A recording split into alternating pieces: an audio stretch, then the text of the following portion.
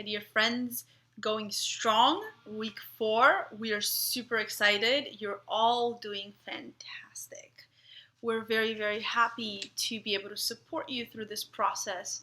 And today, habit 4 comes both in video and with a little bit of supporting reading material. So I hope it's useful and it's enjoyable to you.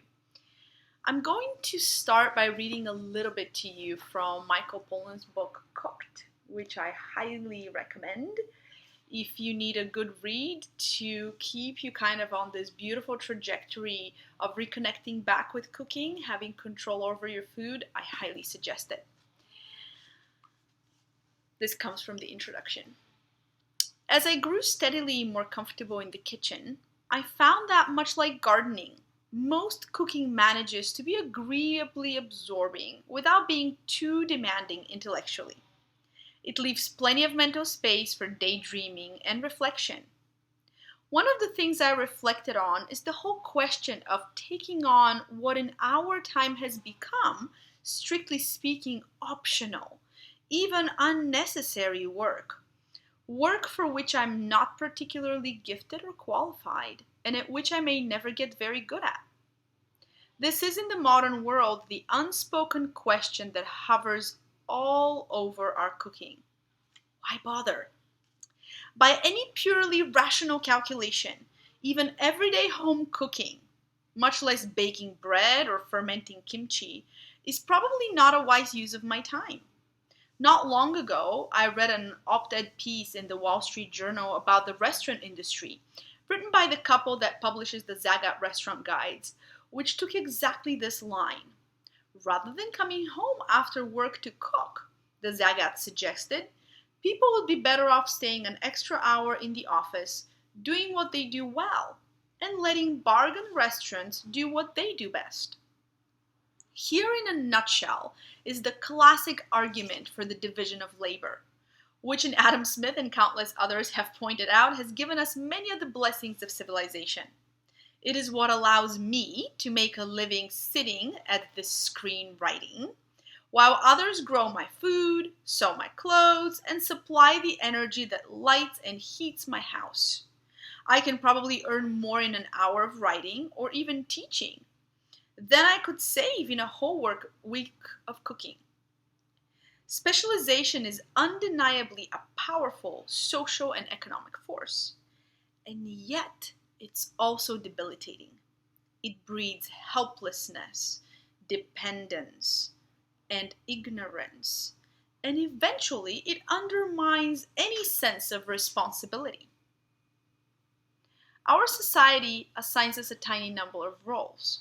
We're producers of one thing at work, consumers of a great many other things all the rest of the time, and then once a year or so, we take on the temporary role of citizen and cast a vote. Virtually all of our needs and desires we delegate to specialists of one kind or another. Our meals to the food industry, our health to the medical profession, our mental health to the therapist or the drug company, entertainment to Hollywood and the media, caring for nature to the environmentalist, political action to the politician, and on it goes. Before long, it becomes hard to imagine doing much of anything for ourselves. Anything, that is, except the work we do to make a living. For everything else, we feel like we've lost the skills, or that there's someone who can do it better. I recently heard about an agency that would dispatch a sympathetic someone to visit your elderly parents if you can't spare the time to do it yourself. It seems as though we no longer imagine anyone but a professional or an institution or a product to supply our daily needs or solve our problems. This learned helplessness is, of course, much to the advantage of the corporations who are eager to step forward and do all the work for us. One problem with the division of labor in our complex economy is how it obscures the lines of connection, and therefore of responsibility, between our everyday acts and their real-world consequences. Specialization makes it easy to forget about the filth, of the coal-fired power plant that is lighting this pristine computer screen, or the back-breaking labor it took to pick the strawberries for my cereal, or the misery of the hog that lived and died so I can enjoy my bacon. Specialization neatly hides our implication in all that is done on our behalf by unknown other specialists half a world away. Perhaps what most commends cooking to me is that it offers a powerful corrective to this way of being in the world, a corrective that is still available to all of us. To butcher a pork shoulder is to be forcibly reminded that this is the shoulder of a large mammal, made up of distinct groups of muscles with a purpose quite apart from feeding me. The work itself gives me a keener interest in the story of the hog, where it came from, how it found its way to my kitchen. In my hands, its flesh feels like a little less the product of industry than of nature. Indeed, less like a product at all. Likewise, to grow the greens I'm serving with this pork, greens that in late spring seem to grow back almost as fast as I can cut them, is a daily reminder of nature's abundance, the everyday miracle by which photons of light are turned into delicious things to eat. Handling these plants and animals, taking back the production and the preparation of even just some part of our food, has the salutary effect of making visible again many of the lines of connection that the supermarket and the meal replacement have succeeded in obscuring, yet of course never eliminated. To do so is to take back a measure of responsibility too, to become at the very least a little less glib in one's pronouncements. As soon as you start down this path of thinking, the space of the kitchen appears in a startling new light. It begins to matter more than we ever imagined.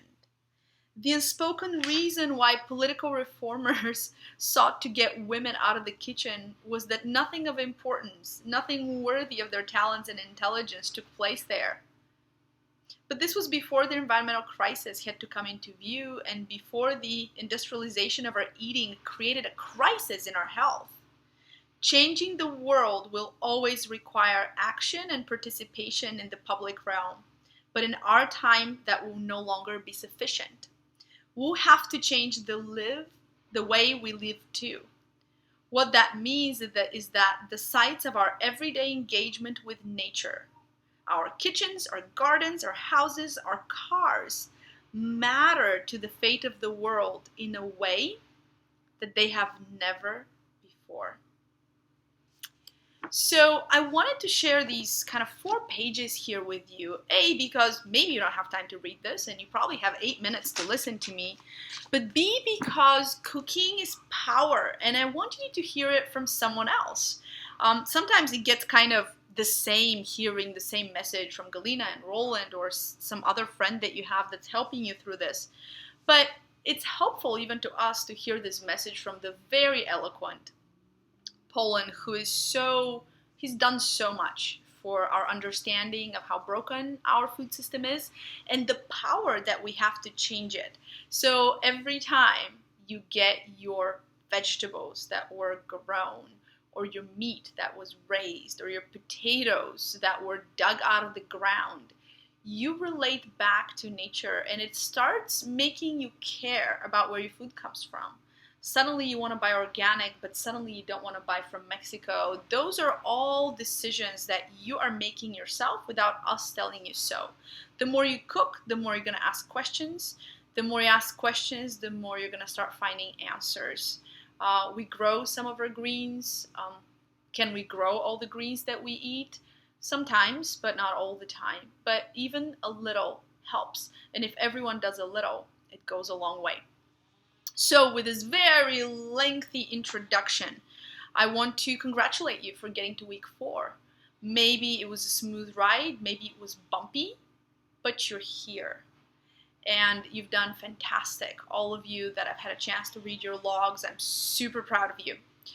What I would like you to do in week 4, this stretch of time between now and the 4th of February that kind of marks our last almost 10 days, is I want you guys to finish strong.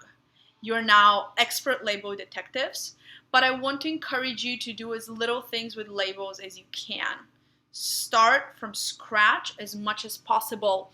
Think of the supermarket almost like it's your garden.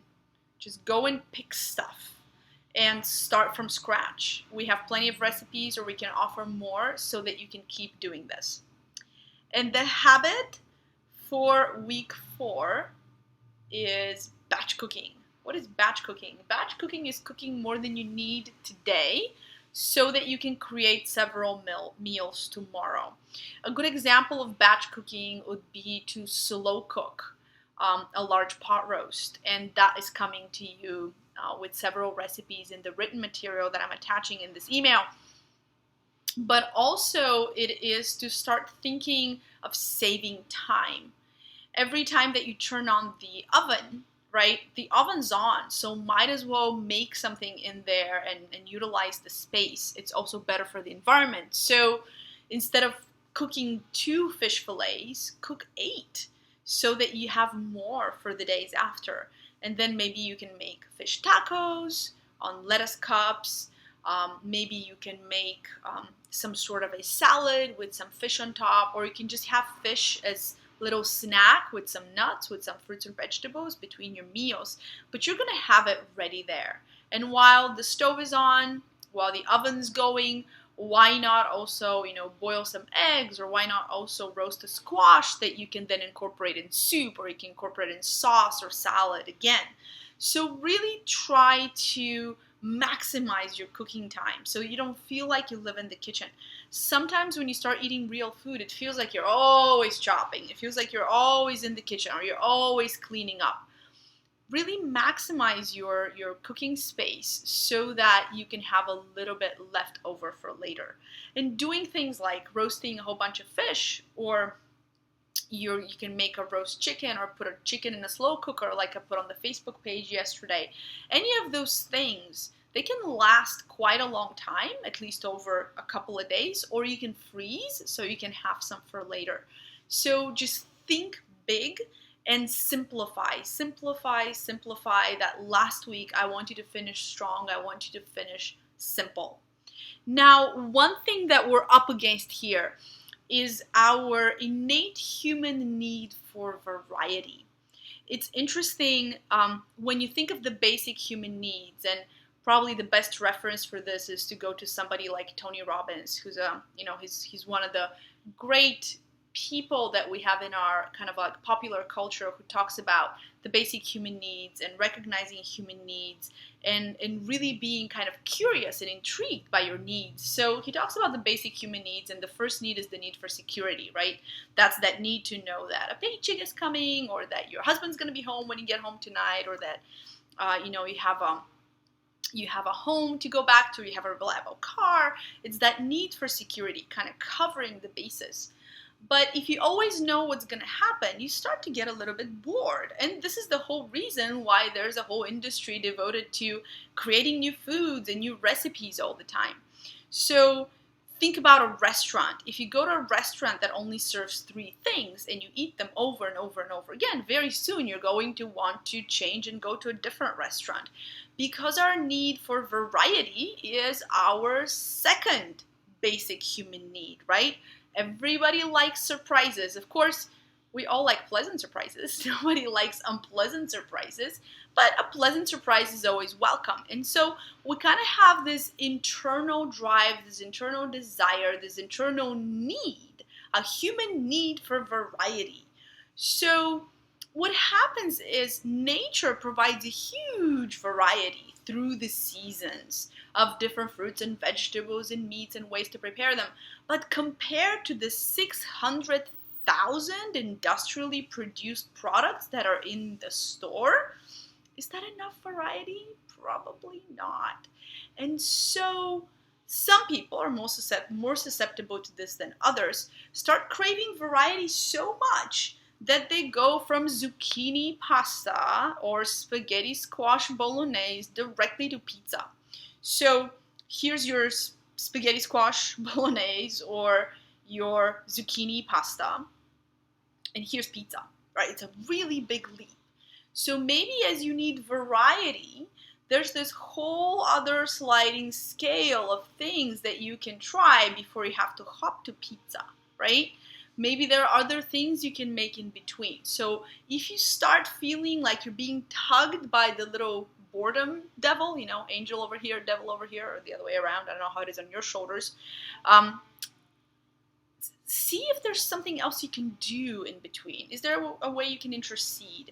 Can you ask a question? Can you ask us what we do when we're bored?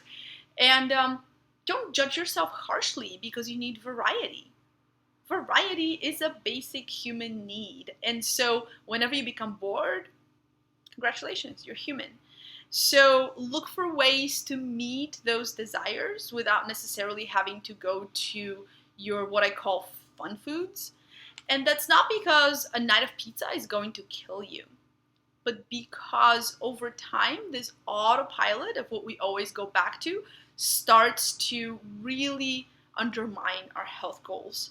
And as we transition out of the 30 days into the second phase of the 90 days, we're going to be talking more and more about catching those behaviors that maybe don't serve us best. Now, the last thing is to remind you that we are going to have another Google Hangout meeting. It is this Friday night at 6 PST. So those of you that are on the East Coast, it'll be a little bit better. I don't know how it is for Australia. I hope that it's an okay time for Susanna on Saturday. And the Bulgarians might have to miss it. So you guys figure it out. My weekend schedule is I'm going to be out of town for 3 days. So it was the only time we could do it. So I really, really hope that most of you can be there. If you can't make the Google Hangout, please use the Facebook group or use the email to send in your questions. The Google Hangout meeting will be specifically about how we transition out of the 30 days after the 4th of February and into the 90 days. So we're going to be covering a lot of the food behaviors that we're going to be practicing. How are we going to be testing certain foods and seeing if certain foods are sitting well with you or maybe causing some trouble. Maybe you will need to eliminate them for a little while longer. But let's see how it goes. I look forward to meeting all of you on Friday, and keep going strong. Finish strong this week. You guys are awesome. There's not many people out there that can commit to anything, even for a day, let alone 30 days. So take some time right now to give yourself a little smile and just gently lift up the corners of your lips. Give yourself a little smile, a little pat on the shoulder. Good job. You've done really, really well. I'm going to just open a little finisher here. For those of you that may be watching this, but you feel like you came a little bit late, so maybe you're still in the beginning of your 30 days, that's okay. Week 4 is coming for you. So this will still be a nice reminder that you too can make it a month on real food. You guys are the best. Can't wait to talk on Friday. Have a fantastic week. And I encourage you to come to the Facebook group. Even if you don't want to post, just lurk and read because it's awesome to see what everyone's doing. And you get to see my amazing beet and citrus salad from today, which was really delicious. See you guys. A fifth goodbye. Talk to you soon.